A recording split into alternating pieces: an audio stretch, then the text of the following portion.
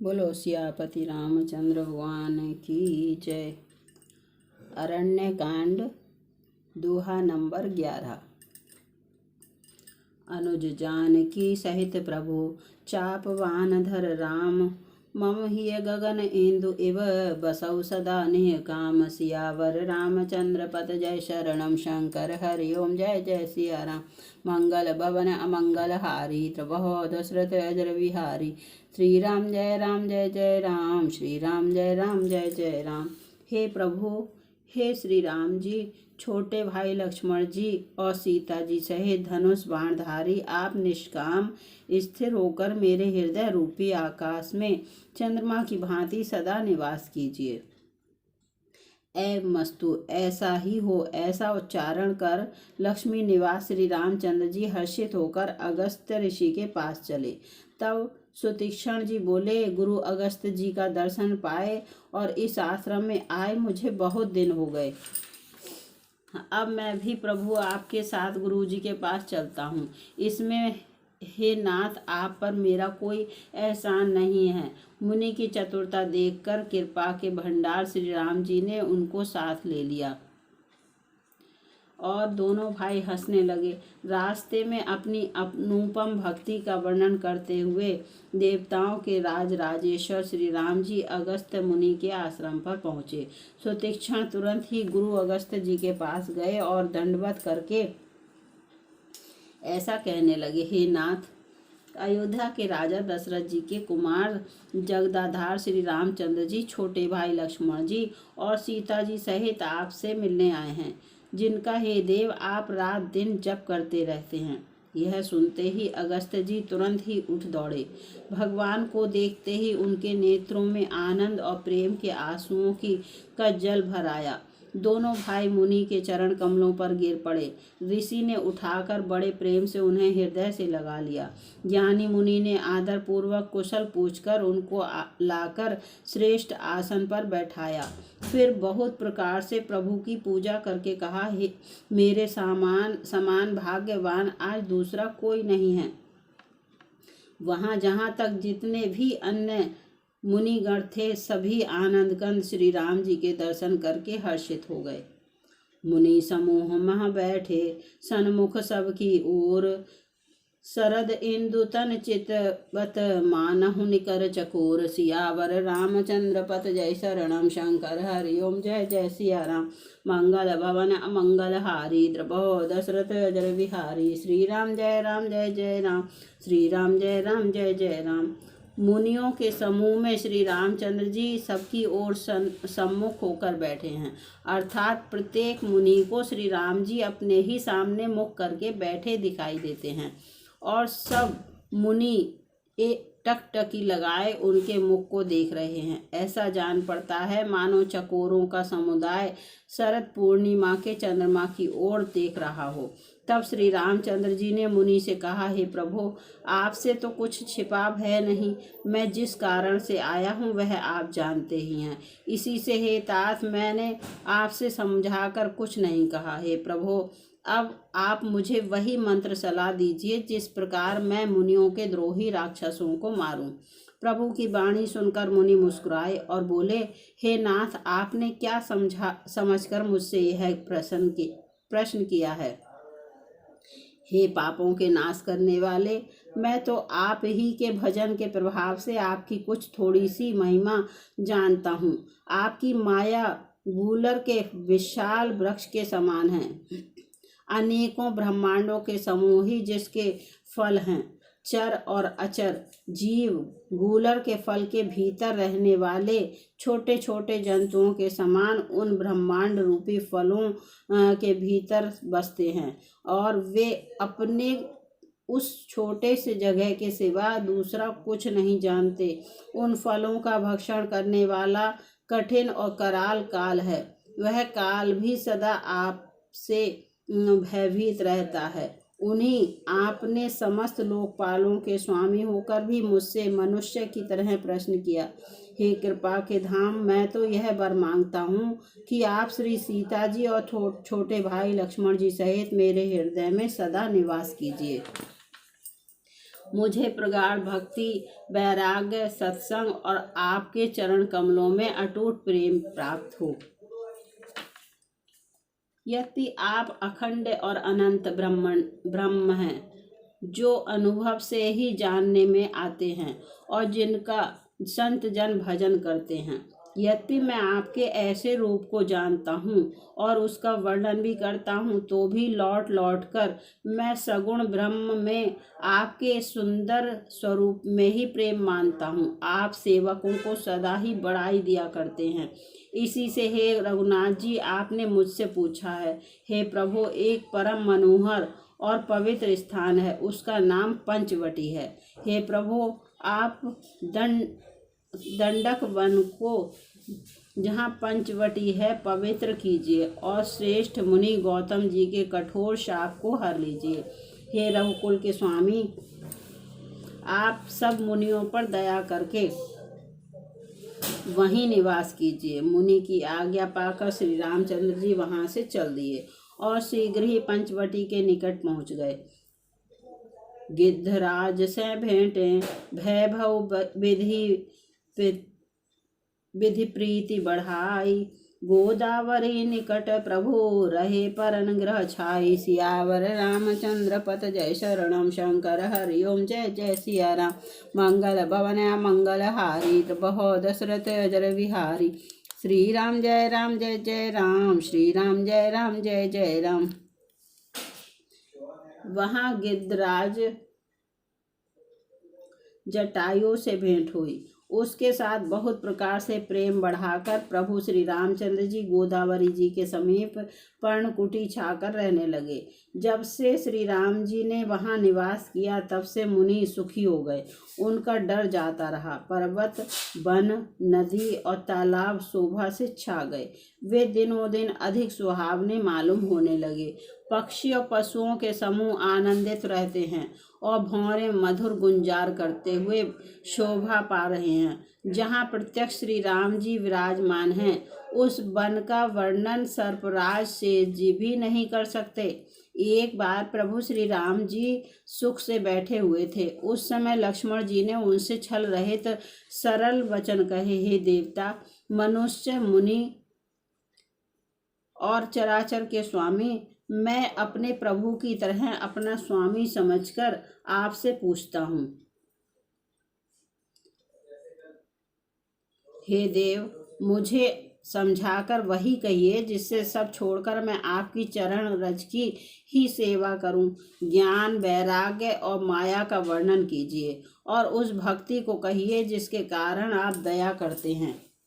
ईश्वर जीव भेद प्रभु सकल कहो समझाई, जाते होय चरण रति शोक मोह भ्रम जाई। सियावर रामचंद्र पत जय शरणम, शंकर हरि ओम जय जय सिया राम।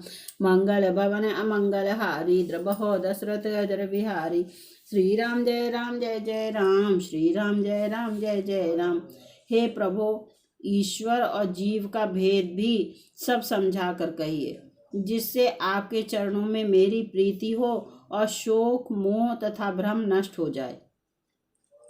श्री रामचंद्र जी ने कहा, हे तात, मैं थोड़ी ही में सब समझा कर कह देता हूँ। तुम मन, चित्त और बुद्धि लगाकर सुनो। मैं और मेरा, तू और तेरा, यही माया है जिसने समस्त जीवों को वश में कर रखा है। इंद्रियों के विषयों को और जहाँ तक मन जाता है, हे भाई, उस सब को माया जानना। उसके भी एक विद्या और दूसरी अविद्या, इन दोनों भेदों को तुम सुनो। एक अविद्या दुष्ट, दोषयुक्त है और अत्यंत दुख रूप है, जिसके वश होकर जीव संसार रूपी कुएं में पड़ा हुआ है। और एक विद्या जिसके वश में गुण है और जो जगत की रचना करती है, वह प्रभु से ही प्रेरित होती है। उसके अपना बल कुछ भी नहीं है। ज्ञान वह है जहाँ जिसमें मान आदि एक भी दोष नहीं है और जो सब में समान रूप से ब्रह्म को देखता है। हे तात, उसी को परम वैराग्यवान कहना चाहिए, जो सारी सिद्धियों को और तीनों गुणों को तिनके के समान त्याग चुका हो, जिसमें मान, दंभ, हिंसा,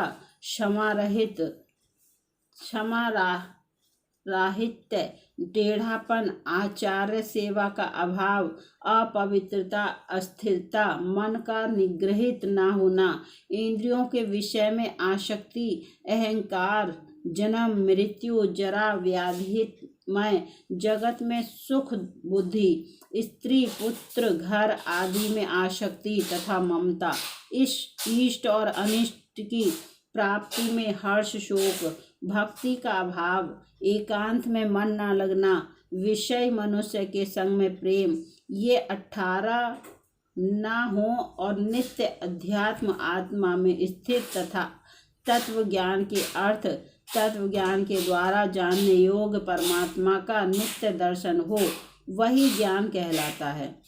देखिए गीता अध्याय 13 7 से 11। 13 अध्याय 7 से 11 में माया ईश न आप कहो, जान अहै सो जीव, बंध मोक्ष प्रद सर्प पर, माया प्रेरक शिव, सियावर रामचंद्र पत जय शरणम शंकर हरि ओम जय जय सिया राम। मंगल भवन अमंगल हारी, द्रबहो दशरथ अजर बिहारी, श्री राम जय जय राम, श्री राम जय जय राम। जो माया को, ईश्वर को और अपने स्वरूप को नहीं जानता उसे जीव कहना चाहिए। जो कर्मानुसार बंधन और मोक्ष देने वाला, सबसे परे और माया का प्रेरक है, वह ईश्वर है। धर्म के आचरण से वैराग्य और योग से ज्ञान होता है तथा ज्ञान मोक्ष का देने वाला है, ऐसा वेदों ने वर्णन किया है। और हे भाई, जिससे मैं शीघ्र ही प्रसन्न होता हूँ वह मेरी भक्ति है, जो भक्तों को सुख देने वाली है।